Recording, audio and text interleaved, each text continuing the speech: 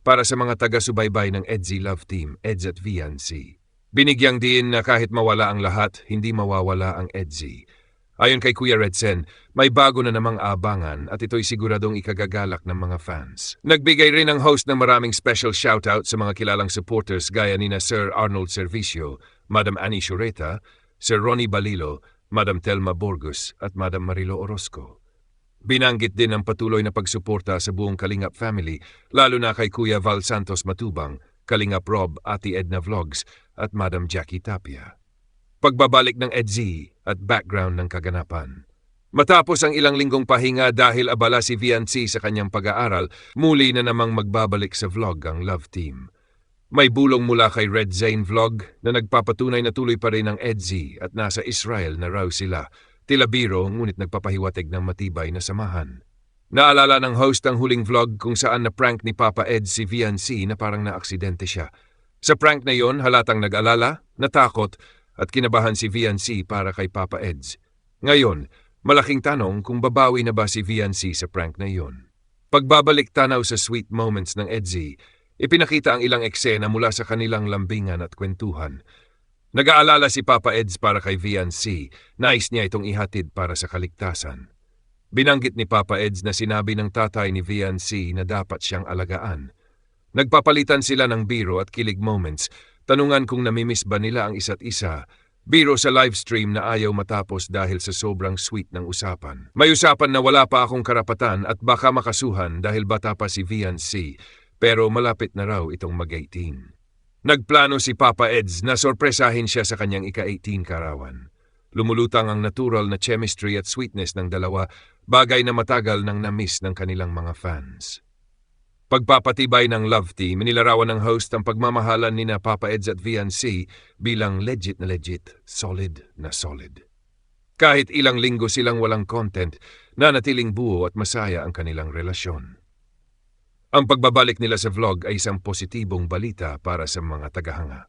Ang update sa pamamagitan ng pagbibigay inspirasyon, paalala sa lahat na mag-ingat saan man sa mundo, maging sa Luzon, Visayas, Mindanao o sa ibang bansa.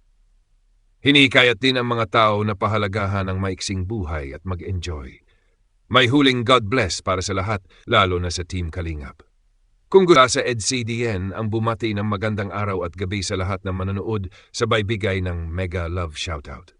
Binanggit niya na ayon kay Kalingap Rob, tama raw ang hula niya, si Beyonce ay labis na apektado sa kasalukuyang sitwasyon at posibleng mawalan ng sponsor. Bago ipaliwanag ang main topic, pinaalahanan muna niya ang mga bagong viewers na mag-like, share at subscribe at tapusin ang buong video bago magbigay ng komento.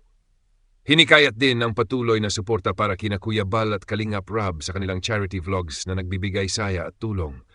Binanggit masaya si Kalingap Rob dahil tumataas ang views, lalo na kapag may Love Team content na inaabangan ng mga tagahanga.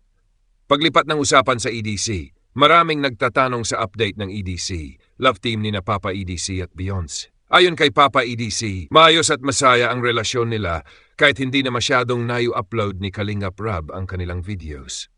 Inaasikaso pa rin niya si Beyonce araw-araw, lalo na sa school, hatid at sundo, kahit busy ito sa pag-aaral. Hiniling niya sa mga viewers na kumalma at tiniyak na patuloy siyang sumusuporta kay Beyonce. May pahiwatig siya na may sorpresa o developments na dapat abangan ng mamanood tungkol sa EDC.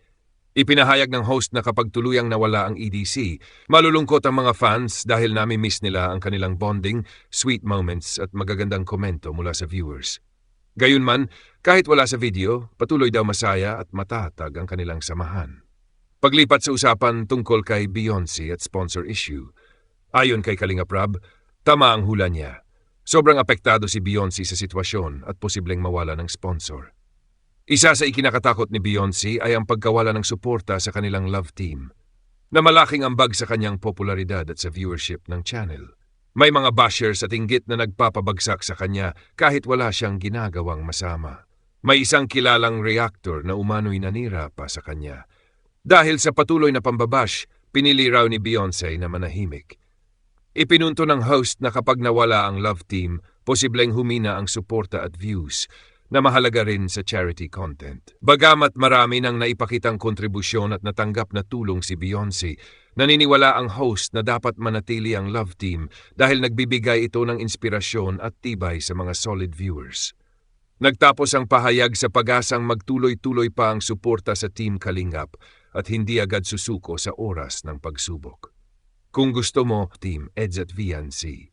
Binigyang diin na kahit mawala ang lahat, hindi mawawala ang EDSI. Ayon kay Kuya Redsen, may bago na namang abangan at ito'y siguradong ikagagalak ng mga fans. Nagbigay rin ang host ng maraming special shoutout sa mga kilalang supporters gaya ni na Sir Arnold Servicio, Madam Annie Shureta, Sir Ronnie Balilo, Madam Telma Borgus at Madam Marilo Orozco. Binanggit din ang patuloy na pagsuporta sa buong Kalingap family, lalo na kay Kuya Val Santos Matubang, Kalingap Rob, Ate Edna Vlogs at Madam Jackie Tapia. Pagbabalik ng EDSI at background ng kaganapan. Matapos ang ilang linggong pahinga dahil abala si VNC sa kanyang pag-aaral, muli na namang magbabalik sa vlog ang love team. May bulong mula kay Red Zane Vlog na nagpapatunay na tuloy pa rin ang EDSI at nasa Israel na raw sila. Tila biro ngunit nagpapahiwatig ng matibay na samahan. Naalala ng host ang huling vlog kung saan na-prank ni Papa Ed si VNC na parang naaksidente siya. Sa prank na yon, halatang nag-alala, natakot at kinabahan si VNC para kay Papa Eds. Ngayon, malaking tanong kung babawi na ba si VNC sa prank na yon. Pagbabalik tanaw sa sweet moments ng EDSI, ipinakita ang ilang eksena mula sa kanilang lambingan at kwentuhan. Nag-aalala si Papa Eds para kay VNC, nais niya itong ihatid para sa kaligtasan. Binanggit ni Papa Eds na sinabi ng tatay ni VNC na dapat siyang alagaan.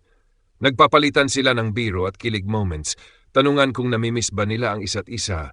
Biro sa livestream na ayaw matapos dahil sa sobrang sweet ng usapan. May usapan na wala pa akong karapatan at baka makasuhan dahil bata pa si VNC, pero malapit na raw itong mag-18. Nagplano si Papa Eds na sorpresahin siya sa kanyang ika-18 karawan. Lumulutang ang natural na chemistry at sweetness ng dalawa, bagay na matagal nang na-miss ng kanilang mga fans. Pagpapatibay ng love team, inilarawan ng host ang pagmamahalan ni na Papa Eds at VNC bilang legit na legit, solid na solid. Kahit ilang linggo silang walang content, nanatiling buo at masaya ang kanilang relasyon. Ang pagbabalik nila sa vlog ay isang positibong balita para sa mga tagahanga. Pangwakas, tinapos ni Kalingap Kel ang update sa pamamagitan ng pagbibigay inspirasyon, paalala sa lahat na mag-ingat saan man sa mundo, maging sa Luzon, Visayas, Mindanao o sa ibang bansa. Hinihikayat din ang mga tao na pahalagahan ang maiksing buhay at mag-enjoy. May